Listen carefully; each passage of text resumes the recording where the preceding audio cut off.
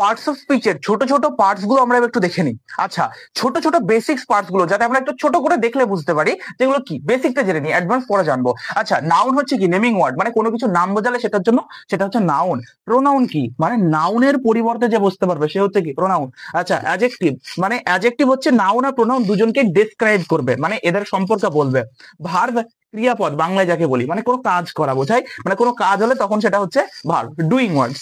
আচ্ছা, adverb, adverb হচ্ছে কি, কাজটা কেমন হচ্ছে, মানে অ্যাডভার্বকে, অ্যাডভার্ব কি করবে, ভার্বকে ডিসক্রাইব করবে। আচ্ছা, প্রেপোজিশন, প্রেপোজিশন বলতে কোনো পজিশন বা রিলেশন বোঝাতে হেল্প করবে, এটা আরো অ্যাডভান্স জানবো পরে। আচ্ছা, কনজাংশন, কনজাংশন মানে কি, দুটো ছোট ছোট সেন্টেন্স আছে তাদেরকে বড় করে দেবে, সেটা সেটা কার কাজ, কনজাংশন, মানে জুড়ে দিতে পারে দুটো সেন্টেন্সকে। ইন্টারজাংশন, এটা কোনো ইমোশন বোঝাতে হেল্প করে, জাস্ট লাইক ওয়াও, এরকম, ঠিক আছে। আচ্ছা, তো এইরকম করে আমরা কিন্তু বেসিক গুলো জানতে পারলাম, অ্যাডভান্স গুলো সামনে জানবো।